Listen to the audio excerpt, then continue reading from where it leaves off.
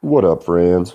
This is Dustin Coyle. You're listening to Intelligent Thoughts Daily Wager for Thursday, April 20th, 420. Happy holidays to everybody. I hope everybody has a fantastic day. Yesterday we did pretty well. We got all three favorites, which as I have described is basically the second best thing that can happen to us after all of our underdogs getting W's. But once again, let's see, 2 of the past 3 days were successful, and we're finally back to over, at least I am, over the amount in my account that I had before those game ones on Saturday and Sunday, which wrecked the shit out of me. Alrighty, enough about that though. Let's go on with today. Not a ton of stuff I love today. Obviously, this is the start of the game threes, so we're going to have underdogs at home now.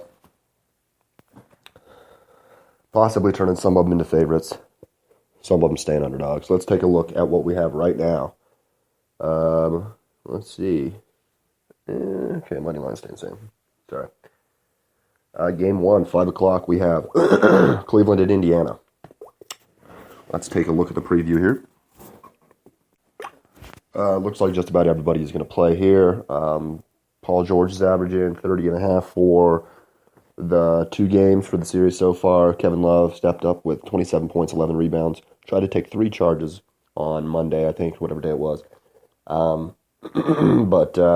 Let's see, he had 10 straight points in the third quarter where he was matched up against Lance Stevenson. It's situations like that where the veteran moxie of the, a team that's won a championship, a team that's been to 2, that I expect them, whether or not they're playing well, to play better. Something like that, just being able to feed K-Love, being able to get 10 points in a row out of him. Something like game 1 when LeBron went clear out to damn near half court to help double team Paul George, just to make him, that wouldn't be normal. Normally they'd tell you to wait for him to come like another, 5 feet to 8 feet in towards the 3-point line. He goes out there and doubles him and makes it a much more difficult pass than it would have been had he let him come in, and they obviously win the game because of that. Those type of little veteran moxie moments are what I expect Cleveland to be able to do. This series, I think it's like 50-50 whether they even lose another a game this series. So, I think they're either going to win in 4 or 5. They're a 2.5-point favorite today, a minus 133. I took the minus 133, no parlays, just take the ducats. Pay a little bit, like 5, let's say pay whatever you need to pay in order to, because I am going to still do a long odds parlays, but and it's pretty easy actually. I'll even go there today. Actually we'll go there in a minute. All right, so I like Cleveland minus 133 there. We move on. Game 2, Milwaukee at the Raptors of Toronto. Except it's the other way around. The Raptors of Toronto going to visit Milwaukee and the Bucks. They were tied at 100 the other day.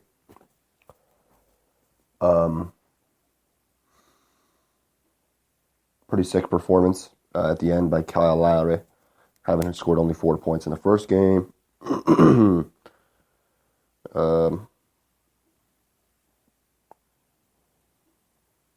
We played a little bit better against Giannis in game number 2. Giannis is going to have to step up here at home. So is everybody, obviously. Malcolm Brogdon at home. They're all going to have a pretty big day. So this game I'm a little bit more, I don't really know who I like. I added, what I did do, I did an all underdogs parlay and an all favorites parlay. The all favorites was a 4-1. The all underdogs was a 10-1. We'll talk about that in a minute. So I tied up both Toronto and Milwaukee into a parlay, but I'm not taking either of them straight up because I think I'd give a slight advantage to Milwaukee, but I don't know for sure, and that's actually what's been given. Milwaukee's a 1.5-point favorite, a 120 on the money line, and even 100 for the Raptors. So there's not a whole lot of value I see in there. That's almost exactly what I would put the money line at if I was putting one out. And then the third and final game of the night, we have San Antonio at Memphis Grizzlies. David Fizdale had a sweet post-game rant the other day. where he was making all sorts of too much sense about getting the fouls called, yada yada yada. So they fined him $30,000.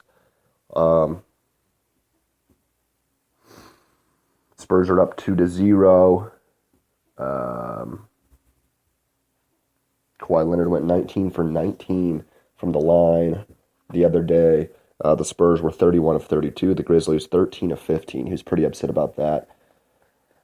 Zach Randolph, quote from David Fizdale, Zach Randolph, the most rugged guy in the game, had 0 free throws. But somehow Kawhi Leonard had 19 free throws. First half, we shot 19 shots in the paint, and we had 6 free throws. They shot 11 times in the paint, and they had 23 free throws. I love it. I love it. Fucking awesome. That was a great performance there. You guys got to go watch it, actually. There was a lot more emphasis when he said it than when I said it. But the point remains the same. I obviously like San Antonio in this game. Let's go take a look at the spread. They are 4-point favorites on the road, a -175 for San Antonio, +155 for the Grizz. Going into the series, I thought that the Grizz had a pretty good shot, a pretty good opportunity to make this a tough series for San Antonio. After the first 2 games, it doesn't seem like that's really the case. I have them as a straight money line bet, -175. Give me the Ducats on the way back. Okay, so let's